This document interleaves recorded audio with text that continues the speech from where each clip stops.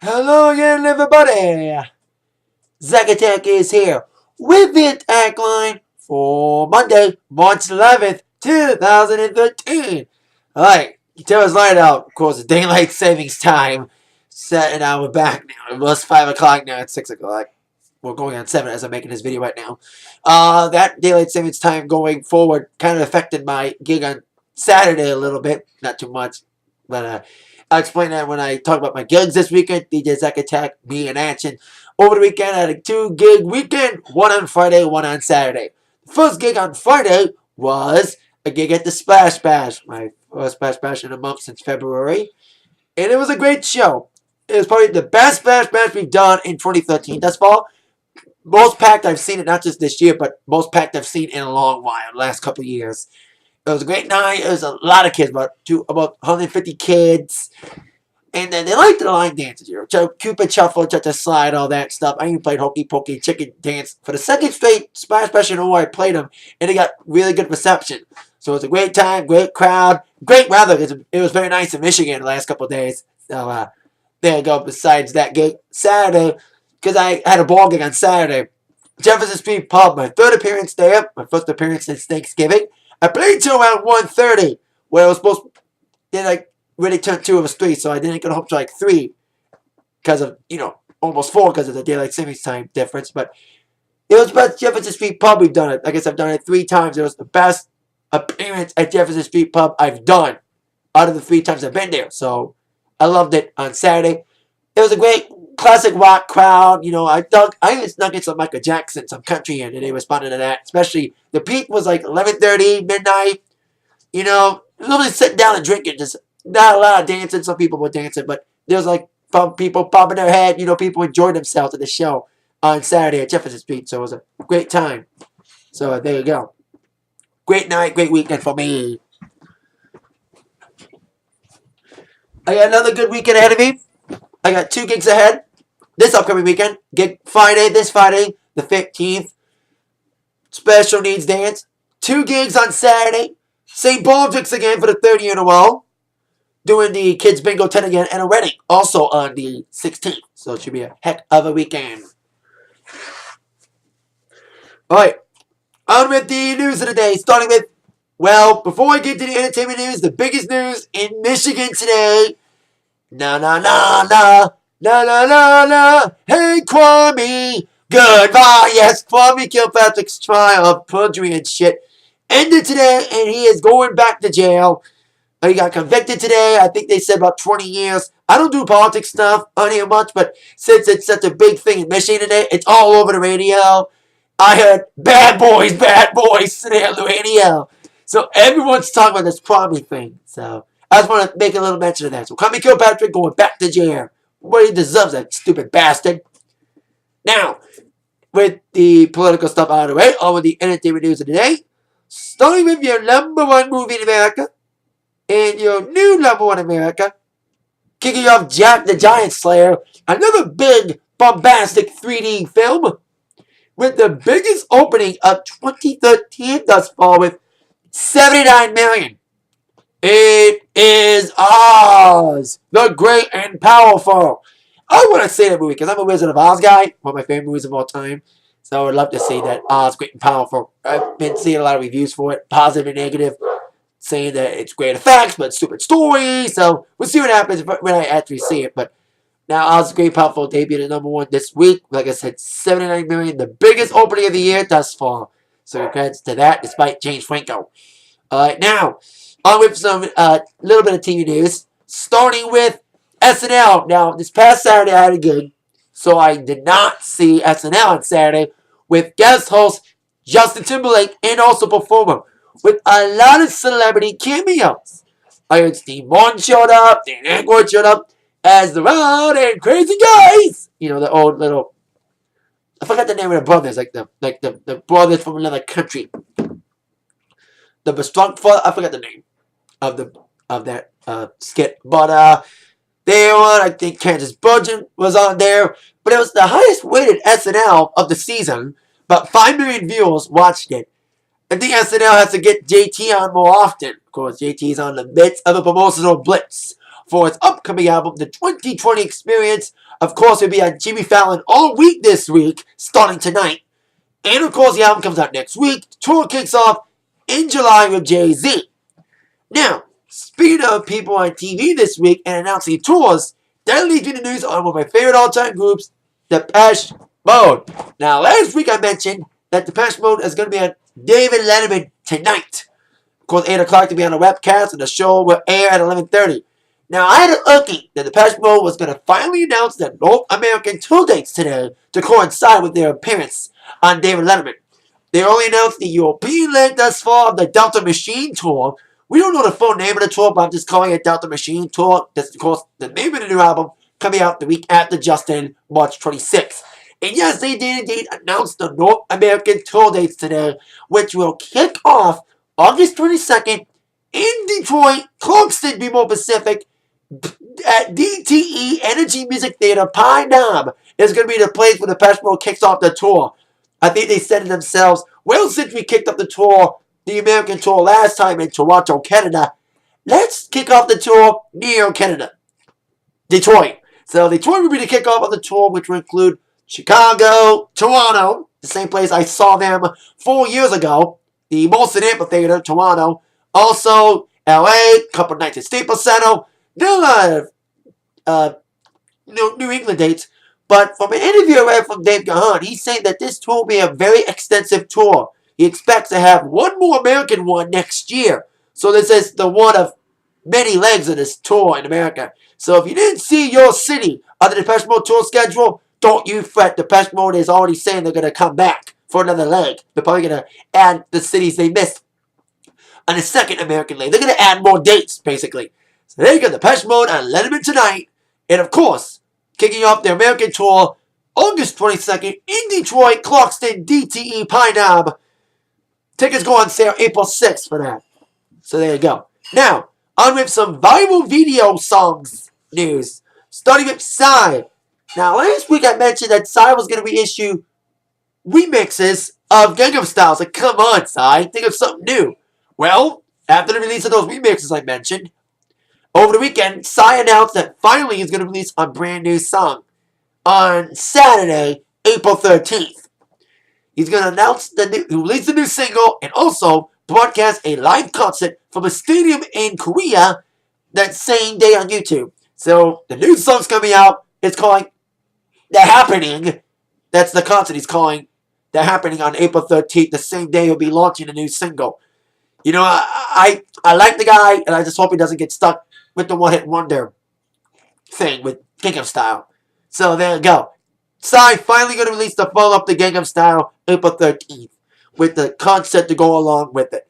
Now, of course, Gangnam Style never got the number one despite its viral hit because YouTube view counts did not count towards the Billboard Hot 100 like they do now, which of course is helping in due part to the number one success of Harlem Shake, which as I speak is going on its third week.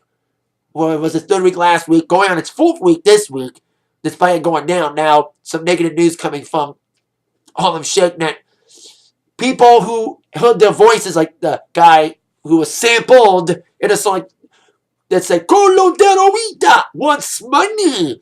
According to several sources, the samples that Harlem Shake used were unlicensed. They didn't ask the people. Bow didn't ask the people. The New York Times was reporting that the former reggaeton artist Hector Delgado and the rapper Jason Musan were both told by friends the fact that their voices were sampled on Harlem Shake without permission. Both are heard at crucial points in the song, with Hector being the one that says Colo de la Rita, and Jason, the one that sampled, saying do the Harlem Shake. So those two they want money, and I think they're talking with the record label about Mad Money, so there won't be a lawsuit, but at least you know that Harlem Shake is illegally sampled. That's illegal samples from two people that heard their voices. They didn't even know about it until some friends must have heard it. Like, hey, I heard your voice in the song. Where's my money, biatches? So there you go. Bowles Harlem Shake has unlicensed samples, It won't affect it being taken down on YouTube or anything. There's no like copyright claims or anything, but this is a big thing for it because it's such a big success right now.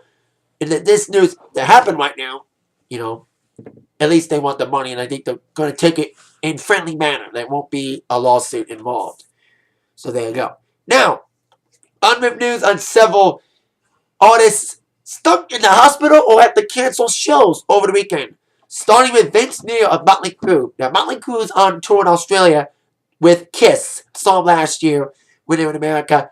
And unfortunately, Vince Neil had to go to the hospital, cutting short Motley's Saturday concert in Sydney due to kidney stones.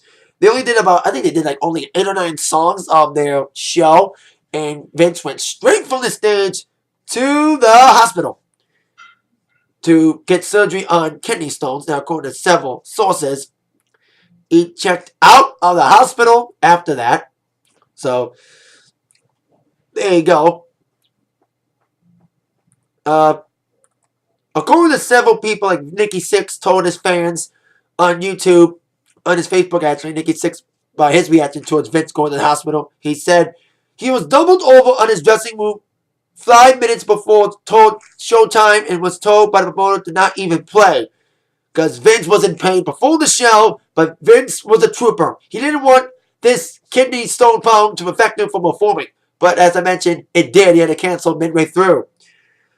I've seen Vince, this is Nicky saying this, I've seen Vinny, with Vince, go on stage with broken bones, his voice completely blown out, and torn ligaments, but he never cancels. Just like an athlete, you sometimes have to play through the pain, but this past Saturday night, it became too excruciating. Surgeons removed kidney stones early Monday morning. That's, of course, Australia time, because, Australia has a little difference. Motley's manager further commented, Alan Kovac, saying that Vince is a warrior who has played shows through a wide-ranging list of injuries. If there's a way to safely perform, he always does. In nearly 20 years of managing Motley, I can't recall a show the band has canceled. Maybe there have been some, but as of right now, they can't think off the top of their heads. Motley is indeed still scheduled to perform tomorrow night in Australia in Brisbane. And Vince is going straight from the Sydney Hospital to Brisbane to perform. Now, while Vince was in the hospital, Rihanna was not in the hospital, but she had to cancel her show last night in Boston due to laringitis. It was supposed to be the second show of the Diamonds World Tour. Kind of reminds me of Dave Gahan. Kind of ironic I mentioned Dave Gahan. When I saw Dave Gahan in Depeche Mode 4 years ago, they went on this Tour of the Universe tour. They kicked off the tour in Israel. Not Israel. It was Israel. Tel Aviv. The first show went well. The second show, they had to cancel it because Dave Gahan went to the hospital. That could be the same for Rihanna, but not as life-threatening as Dave's tumor problem. She kicked off the tour on Friday in Buffalo, New York. Very successful opening night. But unfortunately, they canceled the show in Boston last night due to laryngitis. They have yet to reschedule the show, but Rihanna did tweet about it, saying that she's embarrassed to cancel this show last night after a great opening night on Friday. The show in Baltimore is still scheduled, as well as the Detroit show in a couple weeks. So get well soon, Rihanna, and same with Vince Neil. Glad he's off on demand after his kidney stones on Saturday night in Australia. Now, on with results of TNA Lockdown to kick off the sports portion of today's Atakline. Well, tonight, because it's like late. Basically, with the exception of the TNA World title, every title stayed the same. With Kenny King defeating Zima Iron and Christian York in a triple threat match, non-cage. Not every match was in a cage like usual in Lockdown.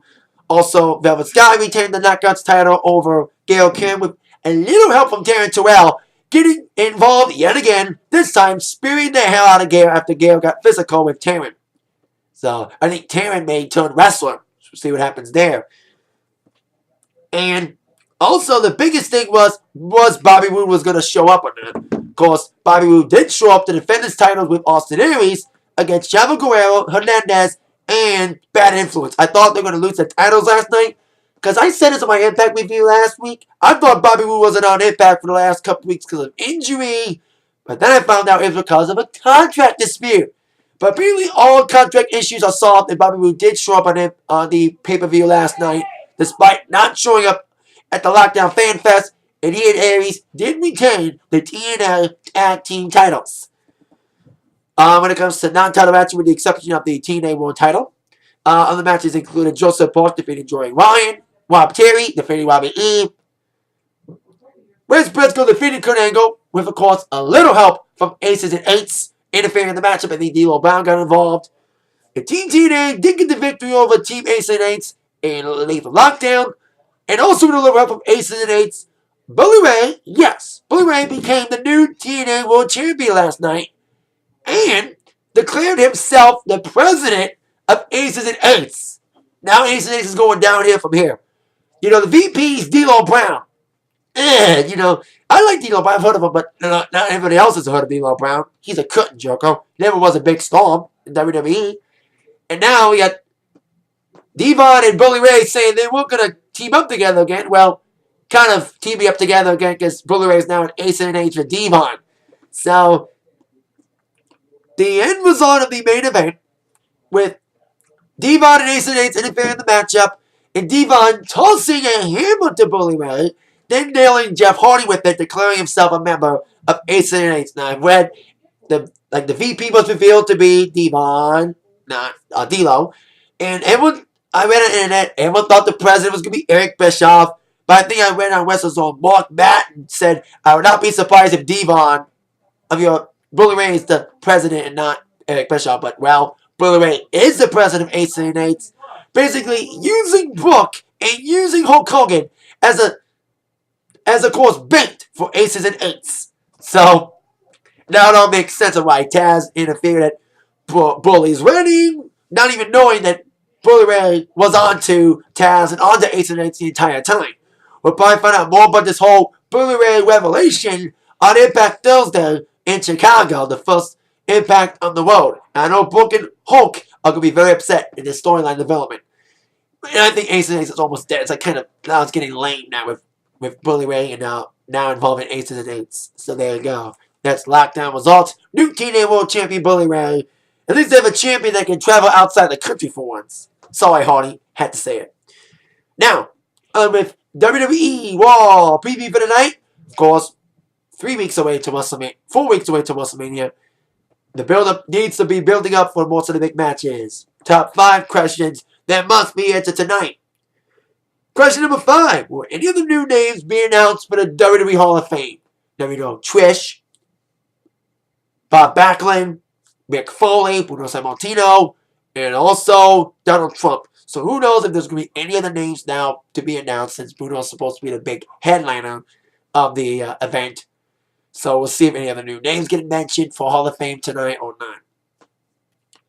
Question number 4. Besides the 3 or 4 big matches involving the War title, the WWE title, and the 2 non-title matches, will any of the matches be announced for Mania? Now, it seems to be planted for a possible 6-man tag involving the Shield, teaming up against Randy Orton, Sheamus, and Ryback, or Big Show, I'm hearing. We'll see if that scene gets planted again tonight. I also can tell maybe a Ray Barrett match, either against Bo Dallas or somebody else, and a possible reunion of Team Road Scholars against a reunion of Kofi and R-Truth. We'll see if any of the new matches get made tonight. And with, 3 to 4 weeks to Mania, they got to hype it up quick. So there you go. Speaking of hype up quick, that leads us to our top 3 questions involving the top 3 feuds in WrestleMania, with the exception of course, Swagger and Del Rio. Of course, the whole racist storyline, the whole Tea Party thing, we'll see how that develops tonight. As well as these 3 feuds, starting with number 3. Will Rocket Cena deliver a better promo than he did last week? Now, last week, Rocket Cena had the first big stare at him after it was officially revealed that Cena will indeed face The Rock after his defeat. After his victory of CM Punk 2 weeks ago in the epic main event on Raw. Now, that promo last week was not the best. You know what I mean? And I said it before, I'll say it again, this rematch is going to suck. Rematch of Rock and Hogan sucked. You cannot recapture the magic of the first match. And you got to do the whole feud all over again. And the build-up's going to be lame. It's already lame. You saw the lame promo last week. It's not personal anymore. For Cena, it's all about redemption. He wants to avenge this loss. Because he's like, my career highlights doesn't compare to me beating The Rock, which I did last year, and I got the opportunity to finally beat him. And I hate to admit this. I said it last year. I thought he was going to win, but he didn't. But this year, I truly believe Super Cena's going to win again. But I said it last year, but Rock won. So we'll see if WWE will let Cena win again. Cena win this time, or Rock win again. So, but I'm a Rock guy, but it's hard to say at this point with the lack of build-up. Question number 2. Speaking of rehashing old feuds, will Brock Lesnar answer Triple H's challenge? Now, 2 weeks ago, Brock Lesnar came back to beat up Vince. Triple H came back, beat the crap out of Brock Lesnar. And last week, Triple H laying down the gauntlet. He put the challenge out to Brock Lesnar for Mania.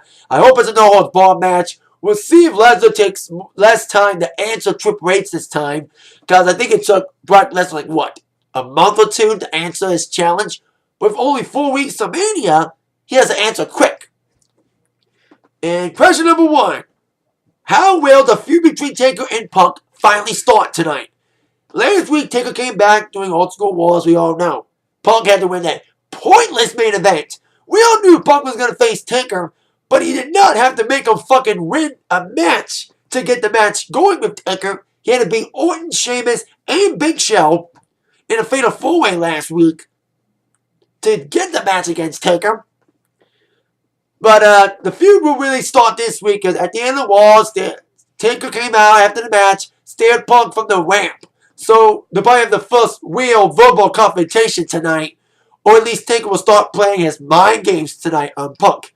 We'll see how that feud develops. Hopefully it's got better build-up than the feud between Rock and Cena and the feud between Triple H and Lesnar. We'll all find out this and more on Raw tonight at 8, 7 Central, whatever Mountain Time, in Central Time, Western Time, whatever, on USA Network.